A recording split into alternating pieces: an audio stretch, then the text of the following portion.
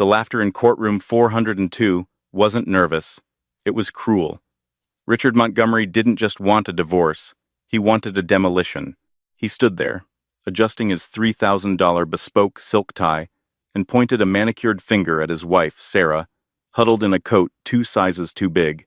"She can't even afford to pay attention, Your Honor, let alone pay legal fees," he sneered, looking back at his new fiancée, Vanessa, who stifled a giggle. The gavel banged, sealing the judgment that left Sarah with nothing but the clothes on her back. But Richard should have checked the clock, because precisely 3 minutes later, a man in a charcoal suit would walk through those double doors and change the definition of net worth forever. Richard thought he won the lottery by leaving her. He had no idea he just walked away from the bank itself. The fluorescent lights of the Manhattan Superior Court hummed with a low, irritating buzz that seemed to burrow specifically into Sarah Jensen's skull. She sat at the defendant's table, her hands clasped tightly in her lap, staring at the scuffed linoleum floor. Her knuckles were white, the skin rough from months of scrubbing floors at the diner, where she picked up shifts just to pay for the motel room she was currently living in. Across the aisle, the atmosphere was entirely different. It smelled of sandalwood cologne and arrogance. Richard Montgomery, the man she had loved for 6 years, the man she had supported while he finished his MBA and climbed the corporate ladder at Stratton Oakmont Financial, was currently whispering something into the ear of his attorney, Harrison Blackwood. Blackwood was a shark in a pinstripe suit, a man known for tearing spouses apart for sport. They both chuckled. "Mr. Montgomery," Judge Harriet Moore said, her voice weary. She adjusted her glasses, looking down at the file. "We are here to finalize the dissolution of marriage and the division of assets. Although, looking at the financial affidavits, the word assets seems to be doing a lot of heavy lifting on one side." Richard stood up, buttoning his jacket.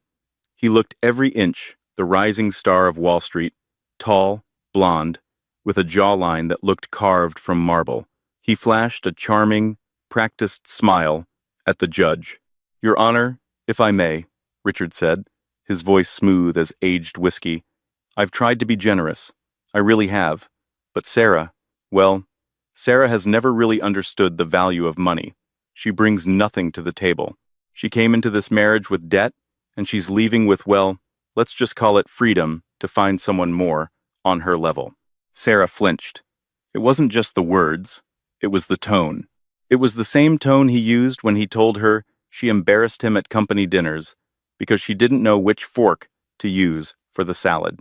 The same tone he used when he explained why he couldn't take her to the Hamptons because she didn't have the wardrobe for it. "Objection," squeaked Elias Finch. Sarah's lawyer was a stark contrast to Blackwood. Elias was 72, wore a cardigan under his jacket, and operated out of a small office above a bakery in Queens.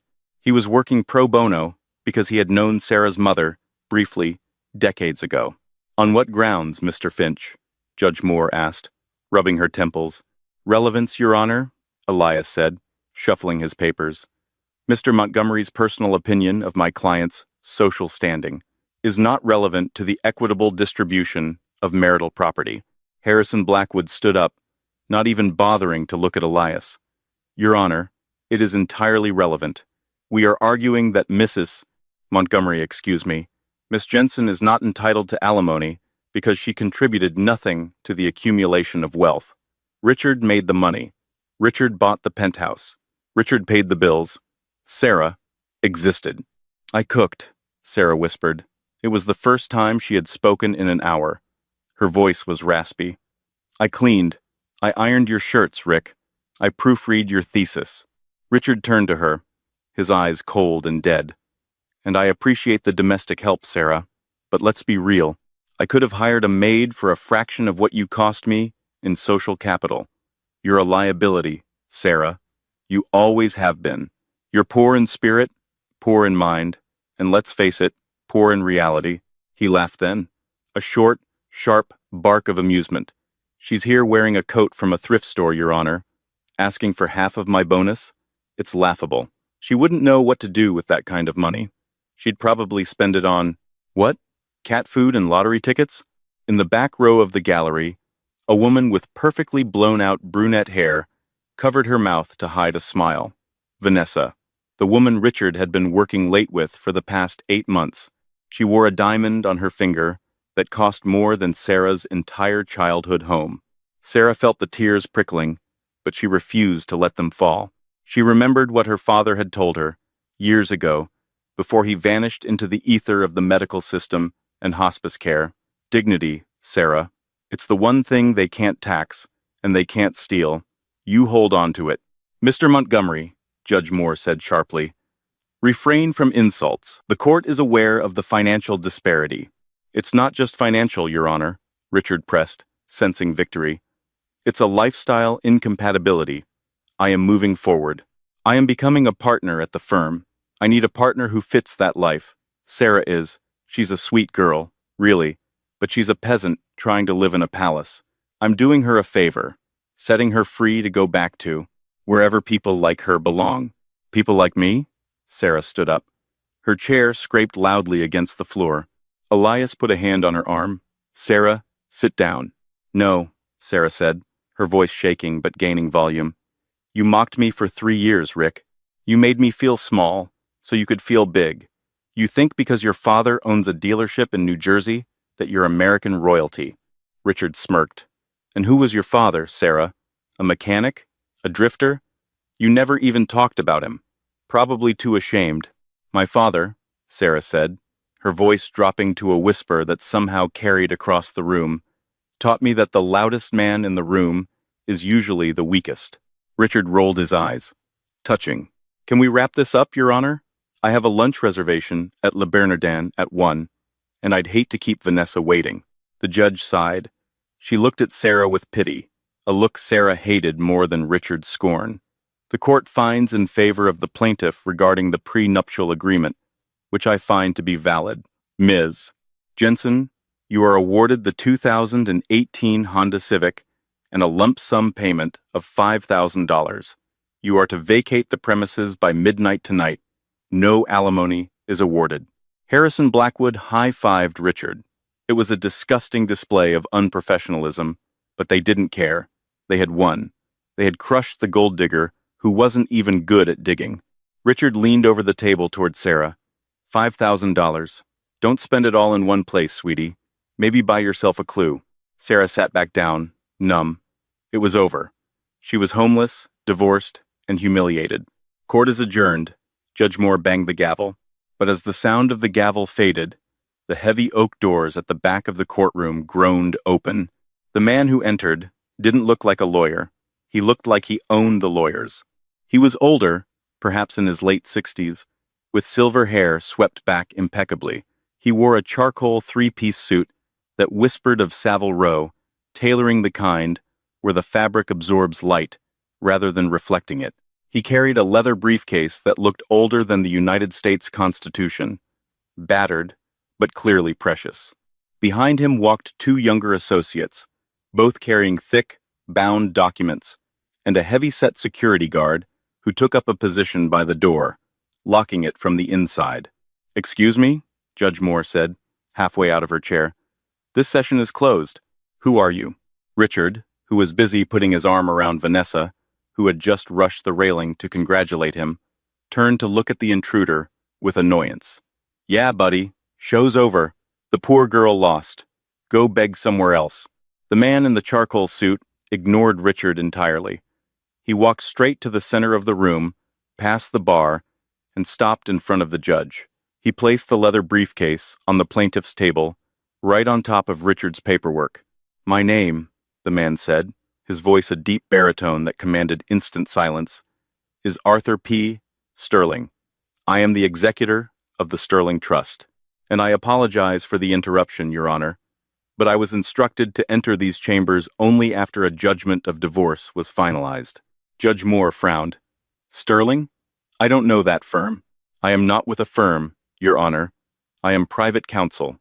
He turned slowly, his gray eyes locking onto Sarah. He didn't smile, but his expression softened imperceptibly. Hello, Sarah. Sarah's breath hitched. She recognized him, not as a lawyer, but as the man who used to play chess with her father on Sundays, when she was a little girl. "Uncle Arthur?" she whispered. Richard let out a loud, mocking groan. "Oh, great. The family reunion. Look, Gramps, she got her $5,000. Take her to Denny's and celebrate. We have places to be." Arthur Sterling turned to Richard. He looked at him the way a biologist looks at a particularly uninteresting slide of bacteria. "Mr. Montgomery, you are currently employed as a junior vice president at Stratton Oakmont Financial, correct?" Richard puffed out his chest. "Senior vice president? As of next week, actually." "I see." Arthur opened his briefcase. The click of the latches echoed like gunshots in the silent room. "And you, Miss Vanessa Lewis," he said, not looking at her, but reading from a paper. "Currently unemployed, living off an allowance provided by Mr. Montgomery, formerly an Instagram model." Vanessa bristled. "Excuse me? Who do you think you are?" "And you," Arthur continued, turning to the judge. "Your Honor, I have here a document that requires immediate reading. It is the last will and testament of one Jonathan Edward Jensen." Richard laughed. "Jensen? Her dead dad? What did he leave her? His collection of rusty tools? A mountain of medical debt?" "Actually," Arthur said, sliding a thick document toward the judge, "Mr. Jensen passed away 3 days ago. The timing of this divorce was unfortunate, or perhaps fortuitous, depending on where you stand." Sarah felt the room spin. "Dad died? No. I just saw him last week. He was fine. He went peacefully in his sleep, Sarah," Arthur said gently, "but he gave strict instructions. His will was to be executed only when you were free of encumbrances. Specifically, marital encumbrances." Arthur turned back to Richard. "You see, Mr. Montgomery, you spent a great deal of time today mocking Sarah for being poor. You mocked her father for being a drifter. He was a nobody," Richard spat. "A recluse." "A recluse, yes," Arthur agreed. "Nobody, no. Jonathan Jensen was the silent founder of Prometheus Dynamics." The room went dead silent. Even the air conditioning seemed to stop. Richard blinked. "Prometheus? Wait, the chip manufacturer? The defense contractor? The company that holds the patent for the semiconductors used in 80% of the world's smartphones and electric vehicles," Arthur corrected. "Yes, Jonathan hated the limelight. He hated people like you, Mr. Montgomery, people who value the label on the bottle more than the wine inside. So, he stepped down from the public eye in 1998, placed his assets in a blind trust, and lived a simple life to raise his daughter away from the vultures." Arthur pulled a second document from his bag. "The will stipulates that upon his death, the entirety of the Sterling Jensen estate transfers to his only living heir, Sarah Jensen." Richard's face went pale. He looked at his lawyer, Blackwood, who was suddenly sweating profusely. "How much?" Richard whispered. "How much is the estate?" Arthur adjusted his cuffs. He looked at Sarah, then back at Richard. A small, cold smile played on his lips. "The liquid assets, cash, stocks, bonds, are valued at approximately $4.2 billion. The real estate portfolio, including an island in the Aegean and 12,000 acres in Montana, is valued at another $1.5 billion. But the controlling stake in Prometheus Dynamics," Arthur paused for effect, "puts the total value of the inheritance at roughly $142 billion. Vanessa gasped audibly. Her hand dropped from Richard's arm as if he were suddenly radioactive. Richard's knees actually buckled. He grabbed the table for support. "Billion? With a B?" "With a B," Arthur confirmed. "However, there is a catch." Harrison Blackwood, sensing an opening, jumped in. "A catch? Is the money in a trust? Is it conditional?" "The condition," Arthur said, holding up the divorce decree that Judge Moore had just signed, "was that Sarah must be unmarried at the time of the transfer. Jonathan wanted to ensure that no gold-digging spouse, I believe that was your term, Mr. Montgomery, could get their hands on his life's work. He wanted to be sure that whoever was with Sarah was with her for her, not the money." Arthur Lee picked up the divorce papers. "If you had stayed married to her for just 5 more minutes. Arthur checked his watch. You would have been entitled to half of the appreciation of those assets under marital property laws, roughly $70 billion. Richard looked at the clock, then at the divorce papers, then at Sarah. But, Arthur continued, since you were so eager to finalize this judgment, and since you were so adamant that Sarah takes nothing but her debts, well, the court has spoken. You are divorced. The estate passes to Sarah Jensen, sole and separate property. Sarah sat there, stunned. She didn't care about the money. She was still processing that her father was gone. But looking at Richard's face, a mixture of horror, greed, and nausea, she felt something spark inside her. It wasn't joy. It was justice. Wait, Richard stammered, stepping forward, his hands shaking. Wait, Your Honor. I wasn't in my right mind. The stress. I want to withdraw the divorce petition. Harrison Blackwood chimed in, desperate. Your Honor, clearly there has been a mistake. My client was under duress. We move to vacate the judgment. Judge Moore looked at Richard over her spectacles. She remembered his arrogance. She remembered his mockery. She remembered cat food and lottery tickets. She picked up her gavel. Mr. Montgomery, the judge said, her voice icy, you insisted on an expedited ruling. You mocked this court's time. You insulted the defendant. You got exactly what you asked for. But $70 billion, Richard screamed, his voice cracking. She tricked me. She knew. I didn't know, Sarah said softly. She stood up, and for the first time, she looked tall. She looked like the owner of Prometheus Dynamics. I didn't know about the money, but I knew about you, Rick. I knew you'd leave the second you thought you could do better. Richard lunged toward her, his eyes wild. Sarah, baby, listen. I didn't mean it. It was a game. You know how lawyers are. I love you. Vanessa means nothing to me. Vanessa slapped him. The sound echoed through the courtroom like a gunshot. You miserable leech, she shrieked, grabbing her purse. I'm calling my Uber. Sarah. Richard ignored Vanessa, reaching for Sarah's hand. Please, we can work this out. We're a team. Arthur Sterling stepped between them. He didn't touch Richard, but his presence was like a brick wall. Mr. Montgomery, Arthur said, I believe the lady has a Honda Civic to catch, and you have a lunch reservation at Le Bernardin. I suggest you hurry. I hear they charge a fee for no-shows, and considering you just lost the biggest lottery ticket in history, you might want to save your pennies. The walk from the courtroom to the parking garage was usually a lonely one for defendants who had just lost everything.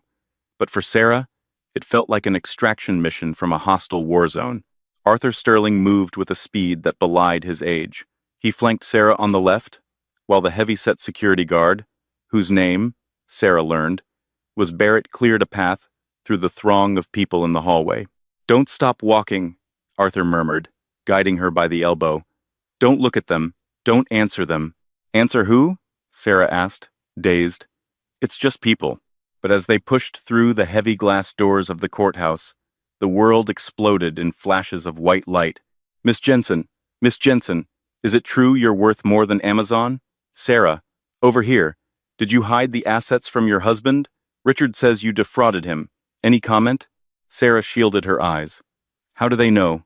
We just walked out of the room. Court records are public. But this. Arthur grimaced, shoving a microphone away from Sarah's face. This was a leak. Someone tipped them off, the second the gavel banged. Likely a clerk, looking for a payout. They reached the curb. Sarah expected to see her rusted 2018 Honda Civic. Instead, 3 black Cadillac Escalades were idling, their engines purring with a low, menacing rumble.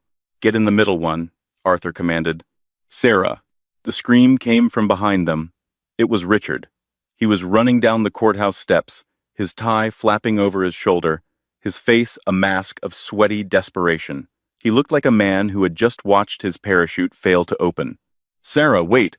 Richard shoveled his way through the paparazzi, who turned their cameras on him like a pack of hyenas spotting a wounded gazelle. Mr. Montgomery, did you really divorce the richest woman in New York for a yoga instructor? A reporter from TMZ shouted. She's not a yoga instructor, Richard yelled back, distracted. She's a... Get out of my way. He reached the escalade, just as Barrett was closing the door. Richard jammed his hand into the gap, wincing as the heavy metal pinched his fingers. Sarah, please, Richard panted, his eyes locking onto hers through the window. We need to talk, without the lawyers, just you and me. Like old times. Remember our trip to Cabo? Remember when we promised to be best friends forever? Sarah looked at him, really looked at him.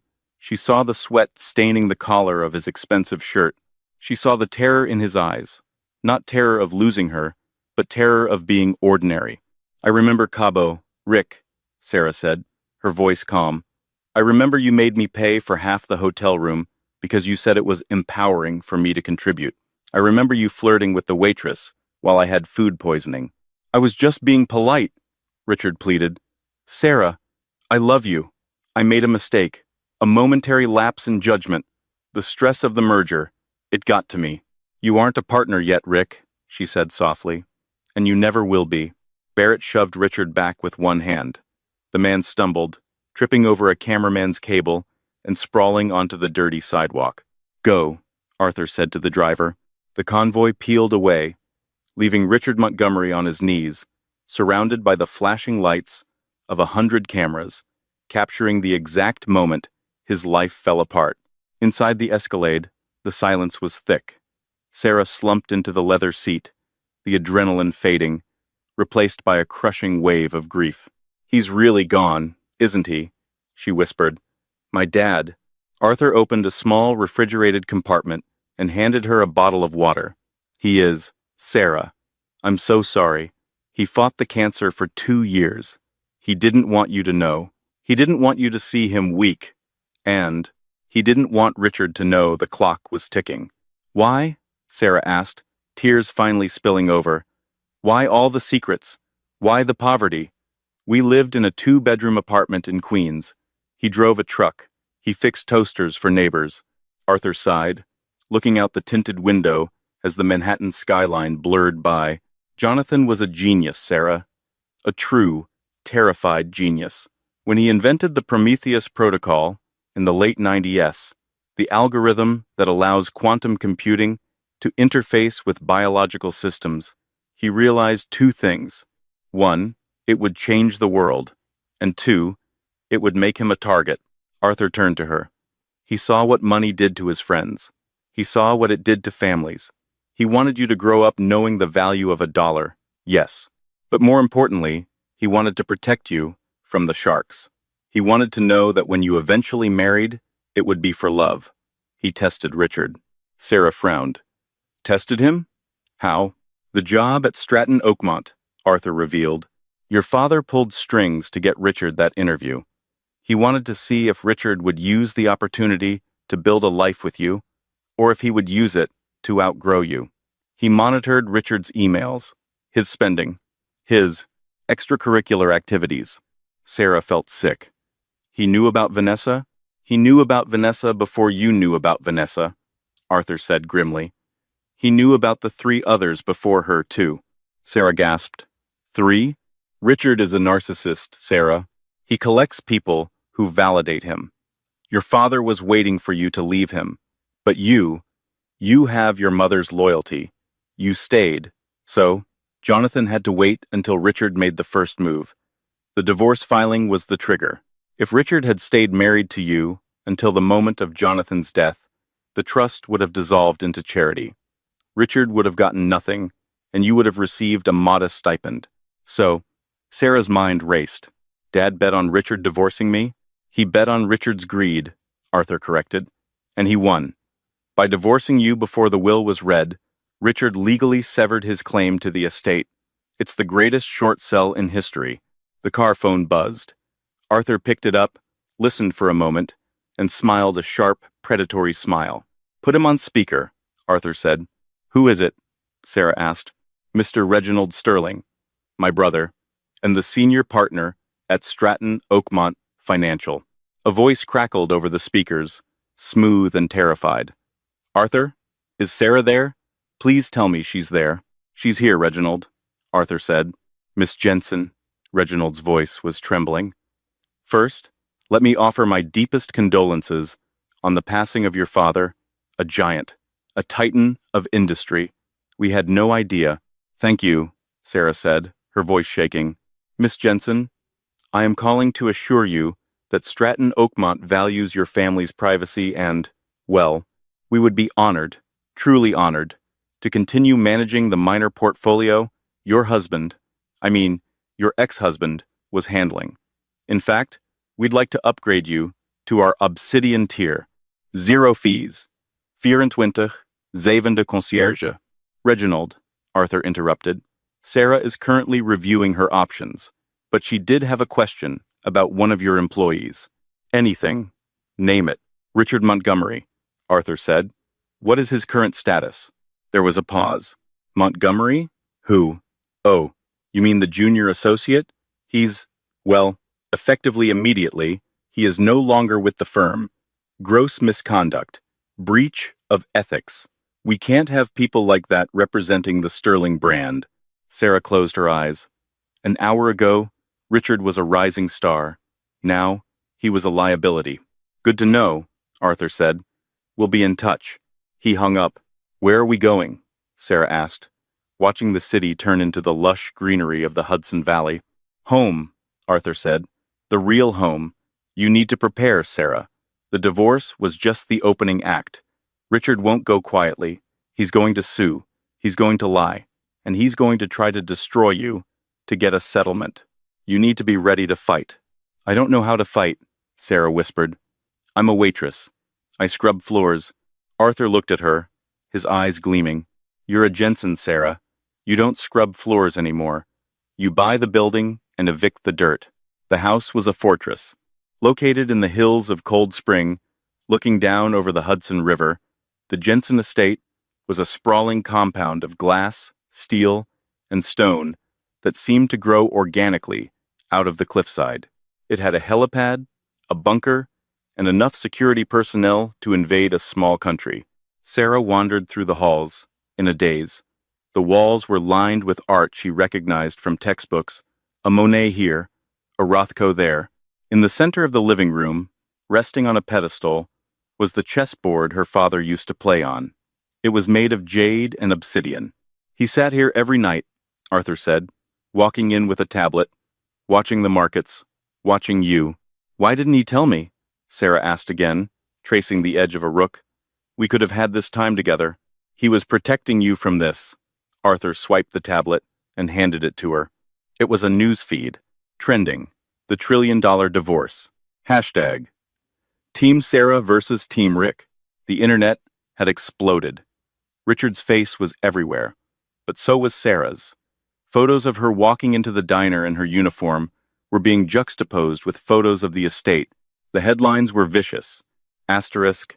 Waitress dupes Wall Street hubby? Did she know all along? Asterisk. Richard Montgomery. The dumbest man in America? Asterisk. The secret life of Jonathan Jensen. How the poor mechanic built the internet. They are already spinning it, Arthur warned. Richard has hired PR Crisis Management, a firm called Black Dog. They specialize in victim blaming. They are going to paint you as the mastermind. They will claim you hid the will to trick Richard into a divorce so you wouldn't have to share the money. But that's insane, Sarah cried. He mocked me. He left me. Truth doesn't matter in the court of public opinion, Sarah. Narrative matters. And right now, Richard is playing the role of the duped husband. Arthur's phone rang again. He looked at the screen and frowned. Speak of the devil. It's Harrison Blackwood, Richard's lawyer. Arthur put it on speaker again. Arthur, Blackwood's voice was oily, oozing false confidence. I hope you and Miss Jensen are settling in. Lovely property. I hear the property taxes are a killer, though. What do you want, Harrison? Arthur snapped. We want to talk settlement, Arthur. Look, Richard is a reasonable man. He understands that legally, he stepped in a bear trap. But ethically, morally, he supported that woman for 6 years. He paid for her food, her clothes, her shelter. He bought her a coat from Goodwill, Harrison. We have the receipts. Details. Details. Blackwood waved it off. Here's the deal. Richard is prepared to file a suit claiming Fraud in the inducement. He's going to claim Sarah knew about the inheritance and deliberately withheld the information to sabotage the marriage contract. We have witnesses. You have Vanessa, Arthur scoffed, a woman who is currently selling her story to the Daily Mail for 10 grand. We have others, Blackwood said darkly. Look, we don't want a long court battle. It's bad for the stock price of Prometheus Dynamics. The markets are jittery. They don't like uncertainty. We are willing to walk away for a flat fee. Sarah leaned forward. How much? 5 billion, Blackwood said. Cash, tax-free, a drop in the bucket for her, but enough for Richard to rebuild his dignity. Arthur looked at Sarah. It was her decision. Sarah thought about the 5 billion. It was an unfathomable amount of money. She could pay him to go away. She could never see his face again. It would be easy. Then she remembered the courtroom. She's a peasant trying to live in a palace. Cat food and lottery tickets. Sarah took the phone from Arthur. Hello, Harrison, she said. Her voice was different now. The tremble was gone. It was replaced by the cold, hard steel of the Hudson River wind. Ah, Sarah, Blackwood purred. So good to hear your voice. I assume Arthur has explained the situation. 5 billion is very generous, considering. No, Sarah said. Excuse me? No, Sarah repeated. No settlement, no cash, no deal. Miss Jensen, Blackwood's voice hardened. If you refuse, we will drag this out for years. We will subpoena every text message you've ever sent. We will depose your friends, your coworkers, your second-grade teacher. We will make your life a living hell. We will freeze the assets. You can't freeze the assets, Harrison, Arthur interjected. The trust is irrevocable and domiciled in the Cayman Islands. You can sue until the sun burns out. You won't touch a dime of the principal. We'll see about that, Blackwood snarled. We'll see how she likes being the most hated woman in America, the Black Widow who stole her husband's future. Bring it on, Sarah said. And Harrison, tell Richard something for me. What? Tell him I'm enjoying the freedom he gave me. And tell him that the Honda Civic is parked on the street if he wants to sleep in it. That's the only asset he's ever getting from me. She hung up. Arthur looked at her, a slow smile spreading across his face. Your father would have loved that. I'm not done, Sarah said, standing up.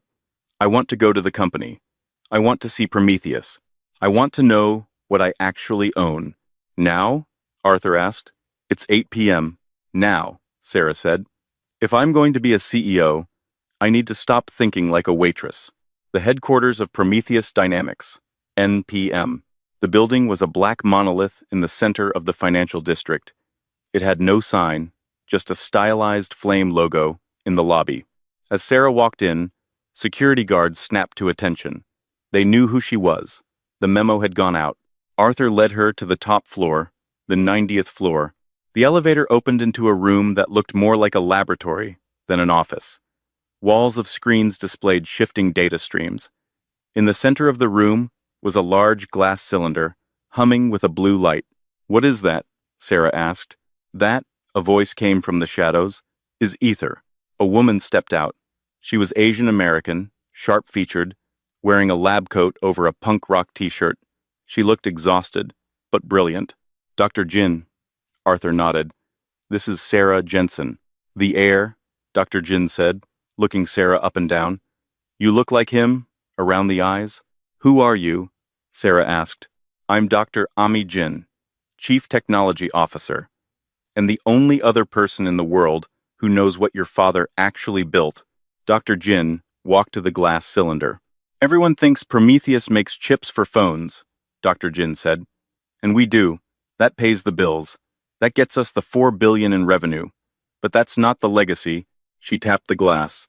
Your father cracked the code for room temperature superconductivity, Dr. Jin said quietly. Energy loss is 0. This chip, it can power a city for a year on a battery the size of a coin. It can process data faster than every server farm in Silicon Valley combined. Sarah stared at the blue light. Why? Why didn't he release it? Because it breaks the world, Sarah, Dr. Jin said. Oil companies? Bankrupt overnight. Traditional power grids? Obsolete. The The economy would collapse before it rebuilt. He was waiting for the infrastructure to be ready. He was waiting for the right moment. And, Arthur added, his voice low, this is what the trillion-dollar figure comes from. The patents on this tech aren't worth billions. They are worth the entire energy sector of the planet. Does Richard know? Sarah asked. No, Dr. Jin said, but he suspects something. He saw some files he shouldn't have seen years ago. That's why he was so desperate to get into the inner circle at Stratton. He was hunting for this. If Richard gets a settlement, Arthur said, if he gets any foothold in this company, he won't just take the money.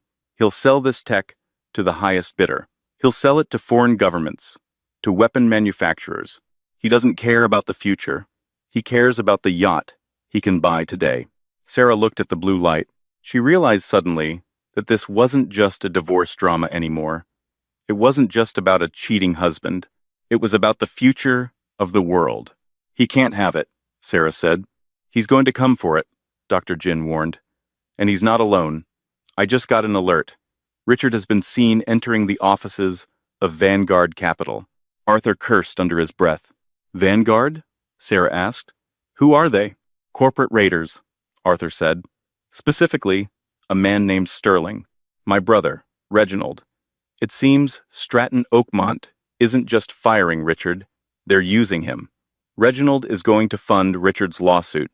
He's going to use Richard as a battering ram to force a hostile takeover of Prometheus. Sarah felt a cold shiver. Her own lawyer's brother was the enemy. Can we trust you, Arthur? Sarah asked, stepping back. Arthur looked at her, his face pained. Reginald and I haven't spoken in 20 years for this exact reason. He chases profit. I chase legacy.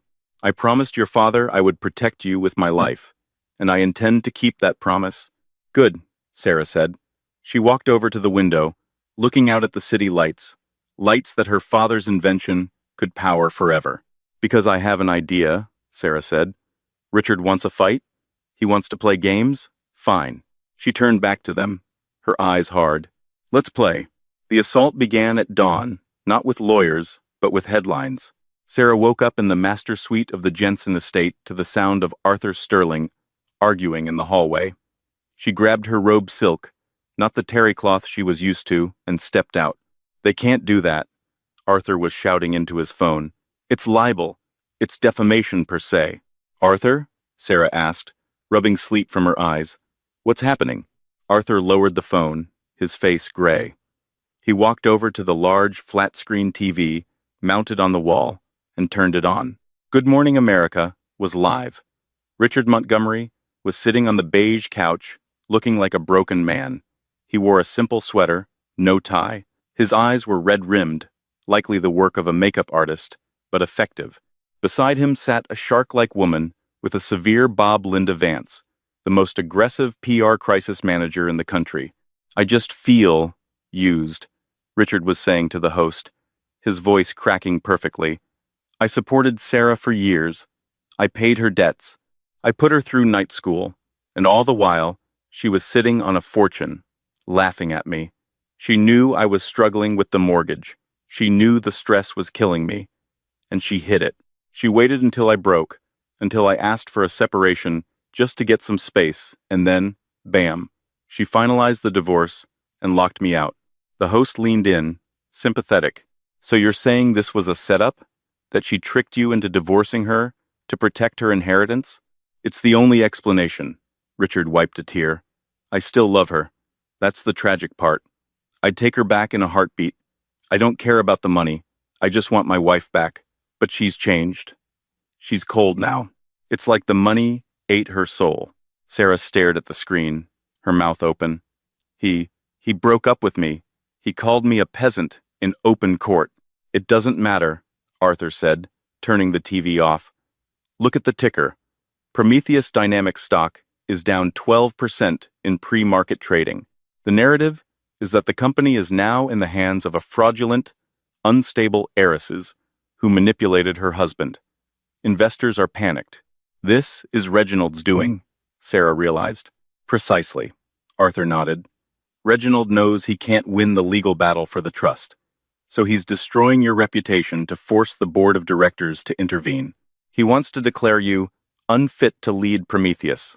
I have a board? Sarah asked. You do. And 3 of the 7 members are old friends of Reginald's from the country club. They've called an emergency meeting for tomorrow at noon. Sarah felt the panic rising. Yesterday she was scrubbing tables. Today she was fighting a corporate coup. What do I do? We go on the offensive, Arthur said. But we need bait. We need to make Richard believe he's winning so he makes a mistake. What kind of mistake? The kind that sends him to federal prison, Arthur said darkly. I've set up a meeting, tonight. Neutral ground. The Oak Room at the Plaza Hotel. Just you and Richard. No lawyers. He won't come without Blackwood, Sarah said. He will if you tell him you're ready to settle. Arthur handed her a burner phone. Text him. Tell him the pressure is too much. Tell him you miss him. Play the part, Sarah. Play the girl he thinks you are. Weak, dependent, scared. Sarah took the phone. She looked at her reflection in the mirror. She didn't look weak anymore, but she could act. The Oak Room, 8 p.m. The restaurant was dimly lit, smelling of old money and expensive scotch. Richard was already there, sitting in a corner booth. He looked nervous, checking his watch every 30 seconds. When Sarah walked in, he stood up. She had dressed carefully, not in the power suits Arthur had bought her, but in a simple floral dress she had owned for years. She wore no jewelry. She kept her shoulders hunched, her eyes downcast.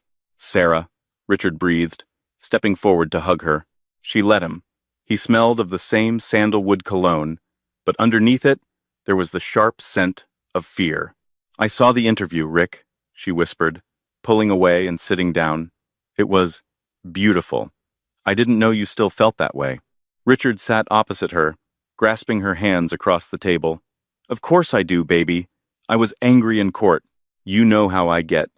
My temper. It's my fatal flaw. But I never stopped loving you.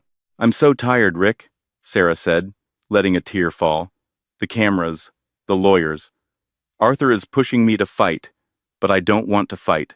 I just want it to stop. Richard's eyes lit up. It can stop, Sarah. Tonight. We just need to fix this mistake. We can annul the divorce. We can say it was a misunderstanding. We get remarried, and all this goes away. We can run the company together, you and me. The power couple of the century. Remarry? Sarah hesitated.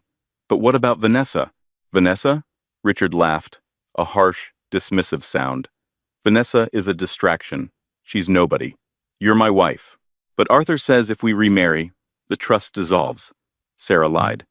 Dad's will says, I have to be single to inherit. Richard paused. He clearly hadn't read that clause because it didn't exist. Sarah was improvising. Oh, Richard said, his mind racing. Well, that's a problem. Okay, plan B. We don't remarry yet. You just bring me on as a consultant. Give me a seat on the board. And maybe a signing bonus? Just to show good faith? Say, 10 billion? Sarah looked down at her hands. 10 billion. That's a lot, Rick. It's nothing to you, Richard snapped, his mask slipping for a second. He quickly composed himself. I mean, it's a small price for peace, right? Think about it. I can handle the business side. I can handle Reginald Sterling. I know how these sharks think because I am one. You need me, Sarah. You're a waitress. You don't know how to run a trillion-dollar empire. You'll crash it in a week. You're right, Sarah whispered. I am just a waitress. She reached into her purse. Richard tensed, expecting a checkbook. Instead, she pulled out a small, silver flash drive. What is this? Richard asked. It's the encryption key, Sarah whispered, leaning in. For the Ether project. Dr. Jin gave it to me. She said, it's the only copy. If I give this to you, can you protect me? Can you make the reporters go away? Richard stared at the drive. Greed, pure and undistilled, flooded his face. He knew what Aether was. Reginald had told him. This drive was worth more than the money. It was the keys to the kingdom. Yes, Richard said, snatching the drive from her hand. Yes, Sarah. I can protect you. I'll take care of everything. You just go home and rest. Leave the heavy lifting to the men. He stood up, clutching the drive. I have to go. I have to secure this. Rick, wait, Sarah said. Don't you want to finish dinner? Not hungry, he said, already backing away. I'll call you tomorrow, baby. We're going to be so happy. He turned and practically ran out of the restaurant. Sarah watched him go. She picked up her glass of water and took a slow sip.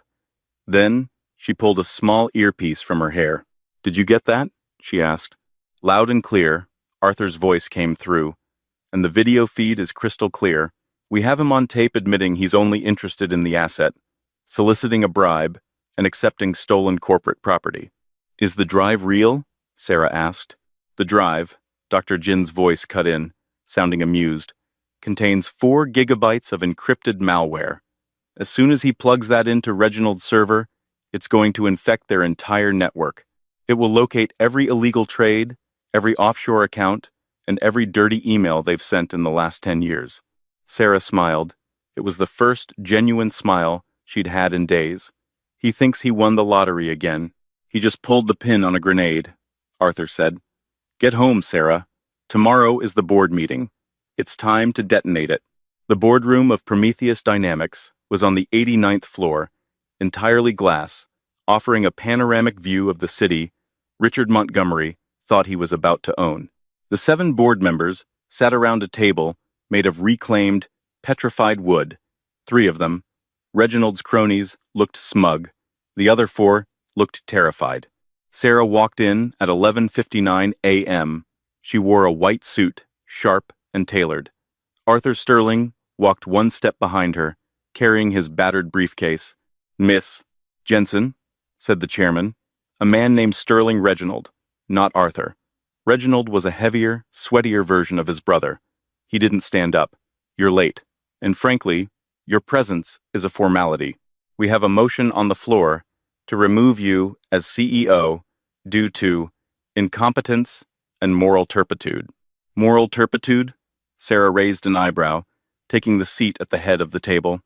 That's a big word, Reginald. Did you learn it from the SEC indictments you've been dodging? Reginald turned purple. You insolent. I'm not here to argue, Sarah said, placing her hands on the table. I'm here to accept your resignations. The room went silent. Then, Reginald laughed. A wheezing, wet sound. Our resignations? My dear girl, you are out of your depth. We control the voting shares, and we have a new strategic partner coming in today. The doors opened. Richard Montgomery walked in. He was wearing a new suit. He looked triumphant. He walked straight to Reginald and shook his hand. Ladies and gentlemen, Reginald announced, I propose we appoint Mr. Richard Montgomery as interim CEO. He has the experience, and more importantly, he has secured the critical IP for the Ether project. Richard held up the silver flash drive Sarah had given him. He smirked at her. Sorry, Sarah. Business is business. You were right to give this to me. It's too dangerous for a civilian. Plug it in, Reginald commanded. Let's verify the assets. Richard walked to the main terminal at the end of the room. He inserted the drive. On the massive wall screen, a loading bar appeared. Loading Ether protocol. 10%, 50%, 99%. Gentlemen, Richard said, turning to face the room, arms spread wide. Welcome to the future. Access denied. System lockdown initiated. Internal security protocol. Dad joke activated. Richard froze. What? The screen turned bright red. A skull and crossbones appeared, but the skull was wearing a mechanic's cap. Then, a voice boomed through the speakers. It wasn't a computer voice. It was Jonathan Jensen's voice, recorded years ago. Hello, Richard. If you're hearing this, it means you did exactly what I knew you would do. You tried to take the shortcut. You tried to steal what you couldn't build. Richard frantically hit keys on the keyboard. Turn it off. It's a glitch. It's not a glitch, son, Jonathan's voice continued, calm and warm. It's a mirror. See, that drive doesn't contain Aether. Aether isn't code. Aether is hardware. That drive contains a worm. Specifically, a worm designed to scrape the network of whoever plugs it in and upload the data to the FBI, the SEC, and the IRS. Reginald Sterling stood up, knocking his chair over. "Unplug it. You idiot, unplug it." Richard yanked the drive out, but the screen didn't change. Upload complete. Recipients: Federal Bureau of Investigation, NY District Attorney. "Oh, and Richard?" Jonathan's voice said. "Sarah knows about the safe deposit box in the Cayman Islands, the one where you hid the kickbacks from the Stratton merger. I've forwarded the coordinates to the authorities. Good luck." The audio cut out. The silence in the room was absolute. Reginald looked at his phone. It was buzzing incessantly. "My accounts. I'm locked out. The firm. The trading algorithms are frozen." He looked at Richard with pure hatred. "What did you do?" She gave it to me," Richard stammered, pointing at Sarah. "She set me up." "I gave you a choice, Rick," Sarah said, remaining seated. "I asked you if you wanted to save our marriage or take the drive. You took the drive. You chose the money. You always choose the money." The double doors burst open, but it wasn't catering. 6 agents in windbreakers, marked FBI, entered the room. "Richard Montgomery?" the lead agent barked. Richard backed away, hitting the glass wall. No, this is a mistake. I'm the victim here. She's the fraud." "We have a warrant for your arrest," the agent said, cuffing Richard's hands behind his back. "Wire fraud, insider trading, and corporate espionage. And you, Mr. Reginald Sterling, will need you to come with us as well." Reginald didn't fight. He slumped into his chair, defeated. He looked at his brother, Arthur. "You planned this," Reginald hissed. "I simply executed the will," Arthur said smoothly. Jonathan's will was quite specific. He left his fortune to Sarah. He left his enemies to justice. As they dragged Richard out, he screamed. It wasn't a scream of anger anymore. It was the scream of a child who realizes the dark is real. Sarah, please. I'll sign anything. I'll sign the post-nup. Don't let them take me." Sarah didn't look away. She watched him until the elevator doors closed. She turned to the remaining board members. The 4 men who hadn't sided with Reginald were trembling. "Gentlemen," Sarah said, standing up, "I believe we have some vacancies to fill, and I have some ideas about the future of this company.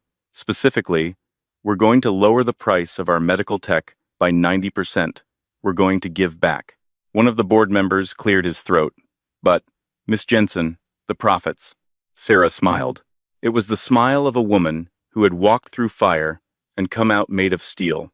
"I have $140 billion, she said. "I think we can afford to be human." 3 months later, a biting wind whipped through Queens, but inside the community shelter, the air was warm. Sarah stood behind the serving line, ladling gravy, an apron covering her designer jeans. There were no cameras, no entourage, just the heiress to a $1 trillion empire, doing the work her father had taught her to value. Arthur Sterling approached, holding a tray. "You're heavy on the potatoes, boss." Sarah smiled, looking tired but radiant. "How is he?" "Denied bail," Arthur reported quietly. "And it gets better." Reginald turned state's evidence to save his own skin. He gave the feds everything: the insider trading, the offshore accounts. He pinned it all on Richard as the mastermind. "Your ex-husband is looking at 20 years, minimum. Does he ask about me?" "Every day. He writes letters, offering to manage your portfolio from his cell." Sarah laughed a free, unburdened sound. "He never changes." "No," Arthur agreed. "But you have. You just announced the 50% profit pledge. You're changing the world, Sarah." Miles away, in a cold 6x8 cell at the Metropolitan Correctional Center, Richard Montgomery stared at his Thanksgiving dinner, a dry bologna sandwich. On the flickering TV, mounted outside the bars, he saw Sarah's face. She wasn't just rich, she was beloved.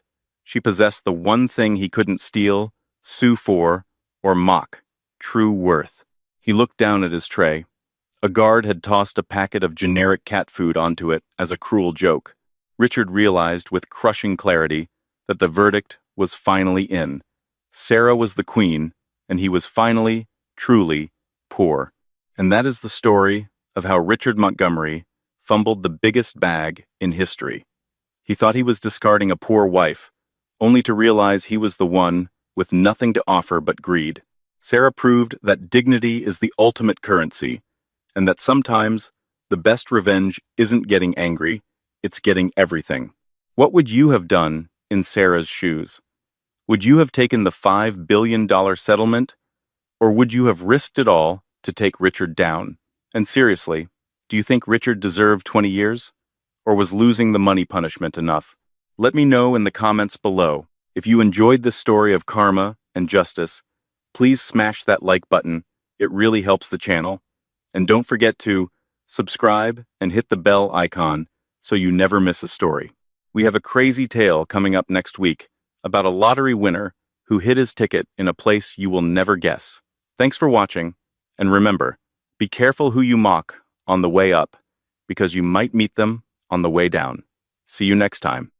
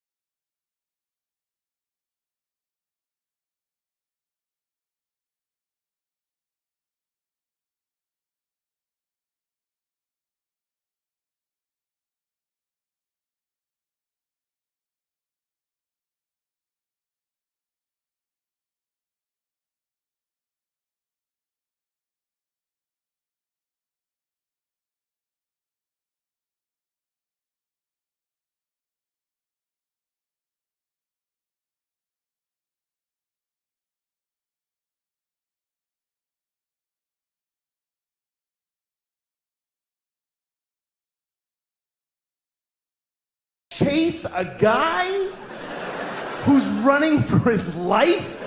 You gotta, come on, dude, shit, get over here. And just hold him down and bite his neck till he shuts the fuck up for a minute. So you can just sit there and eat his stomach before you go to work.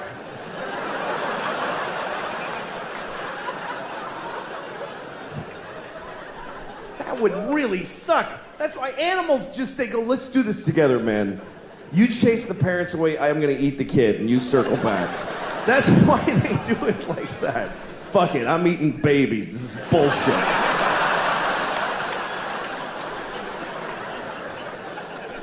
Grown-ups ain't worth a meat. Whoops. All right. Oh, shit. God damn it. Idiot. This isn't a gay voice, by the way. It's not. Shut up. Yeah. I love traveling and seeing all the different parts of the country. I live in New York. I live in a... there's no value to your doing that at all. I live in New York. I always... Like, there's this old lady in my neighborhood, and she's always walking her dog. She's always just, she's very old. She just stands there just being old.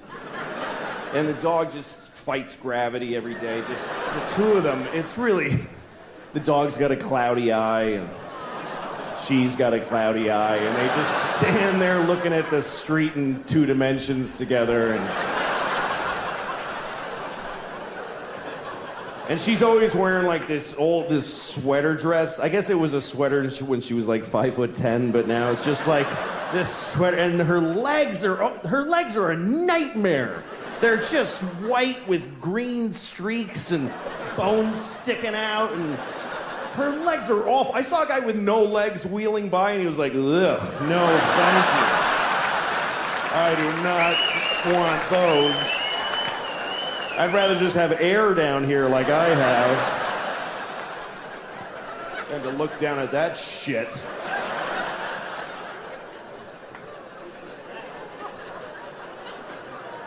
I see these two all the time. And I always look at them and I always think, God, I hope she dies first. I do! I hope she dies first for her sake. Because I don't want her to lose the dog. I don't think she'll be able to handle it. If the old lady dies first, I'm not worried about the dog, because the dog doesn't even know about the old lady. dog is aware of 3 inches around his head. He's living in 2-second increments. The second he's in and the one he just left is all he knows about. But if he dies, this lady, she's gonna be destroyed because this dog is all she has.